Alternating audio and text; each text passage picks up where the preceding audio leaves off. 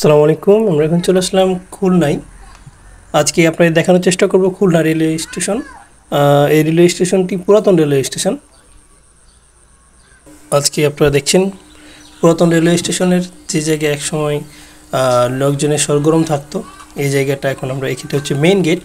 Khulna railway পুরাতন railway স্টেশনের এটাই মেইন গেট। সবসময় এখানে ভিড় লেগে থাকতো, সবসময় যাত্রীদের আনাগোনা ছিল, রিক্সা থাকতো এখানে। এখান থেকেই সবাই বিভিন্ন গন্তব্যে যাতায়াত করতো। ট্রেন থেকে নামার পরে এখান থেকে রিক্সা নিয়ে বা অটো নিয়ে এখান থেকে বিভিন্ন জায়গায় বিভিন্ন গন্তব্যে যেত। এই রেলওয়ে স্টেশনটি আজকে পরিত্যক্ত। আজকে এই পরিত্যক্ত রেলওয়ে স্টেশন নিয়েই আজকে আমার এই ভিডিও। তারপরে দেখছেন পুরাতন রেলওয়ে স্টেশনের কিছু দৃশ্য। লাল কালারের সেই প্রাচীন আমলের রেলওয়ে স্টেশন। আসলে মূলত খুলনা রেলওয়ে স্টেশনটি 1835 সালে, আজ থেকে প্রায় 250 বছর আগে প্রতিষ্ঠিত হয়।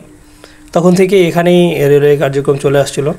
পরবর্তীতে নানা কারণে, বিভিন্ন সমস্যার কারণে এখানে মাত্র 3টি রেল লাইন ছিল। পর্যাপ্ত ট্রেন দাঁড়ানোর জায়গা ছিল না। এছাড়াও অবকাঠামোগত অনেক জটিলতার কারণে পরবর্তীতে আবার স্টেশন তৈরির উদ্যোগ নেওয়া হয়। তারপর দেখছেন খুলনা রেলওয়ে পুরাতন রেলওয়ে স্টেশন। বাইরের দৃশ্য এটা ঘিরে দেওয়া হয়েছে। আগে জায়গাটা খালি ছিল, ফাঁকা ছিল, এখানে গাড়ি যাতায়াত করতে। এখন যেহেতু মানুষের একেবারেই যাতায়াত কম, ছোট্ট একটা রাস্তা ছাড়া বাকি পত্র প্রাচীর দিয়ে ঘিরে দেওয়া হয়েছে প্রয়োজন না থাকার কারণে। সামনে এই আম গাছগুলোতে অসময়ে আম ধরতে দেখা যেত, অনেকে হয়তো দেখে থাকবেন। এই গাছগুলো এখনও ওইভাবে আছে। খুলনা রেলওয়ে স্টেশন আজ থেকে প্রায় বছর আগে খুলনা নদীবন্দরের পাশে স্থাপন করা হয়। তো জায়গাটা অনেক সুন্দর ছিল।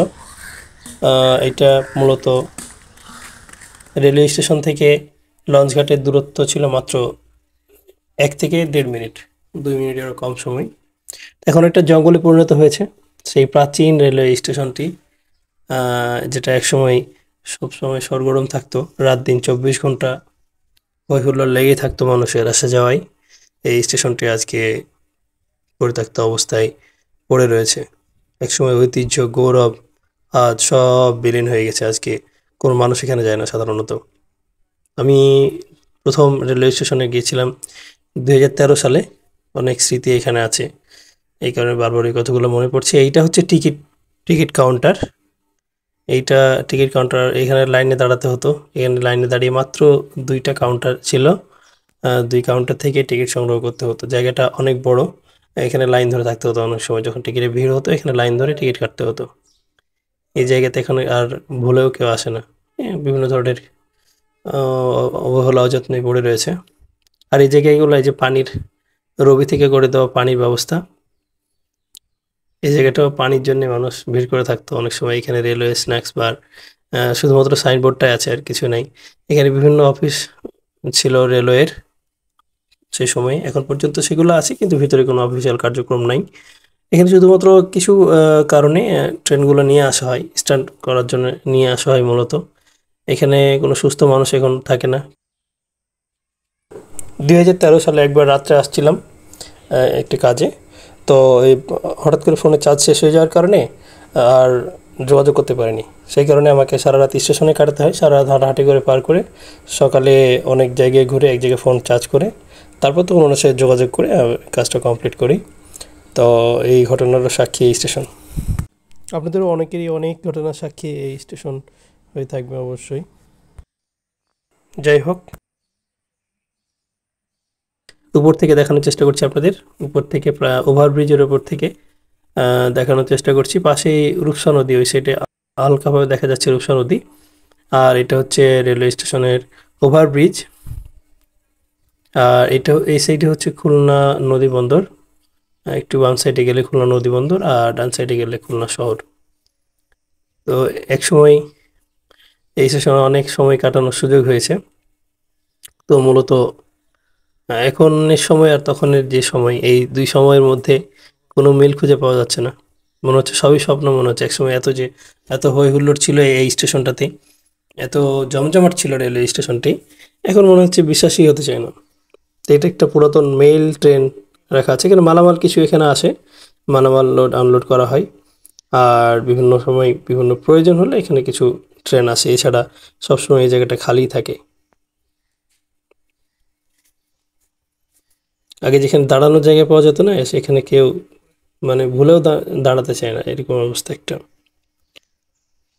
এই যে পাগল, কিছু পাগল আর কিছু যারা অসুস্থ মানুষ, তারা ছাড়া এখানে আসলে সুস্থ মানুষ খুব কম আছে। এখানে রেলওয়ে সিকিউরিটি গার্ডদের কিছু লোকজনকে দেখা যায় নিরাপত্তার দায়িত্বে নিয়োজিত। এছাড়া বাইরের কোনো লোক এখানে সাধারণত আসে না। এই বসার সিটগুলো অনেক সময় পাওয়া যেত না, ভিড়ের কারণে অনেক লোক বসে থাকতো, বসার সিটগুলো পাওয়া যেত না। 24 ঘন্টা চায়ের দোকান খোলা থাকতো। এরপর আরও তো অনেক ধরনের দোকান ছিল, যে দোকানগুলো সবসময় খোলা থাকতো। আজকে মনেই হচ্ছে না যে এরকম কিছু ছিল আগে, এটা মনে করতে কষ্ট হচ্ছে। তো দেখছেন খুলনা রেলওয়ে, পুরাতন রেলওয়ে স্টেশনের দৃশ্য অনেকেই যারা দেখে থাকবেন, যারা স্টেশনে যাতায়াত করেছেন, তারাও এটা দেখলে অনেক কথাই মনে হবে আপনাদের। কারণ এখানে প্রায় 250 বছর ধরে হাজারো ঘটনার সাক্ষী এই রেলওয়ে স্টেশন। আজকে কালের বিবর্তন হারিয়ে যেতে বসেছে। এর বাইরে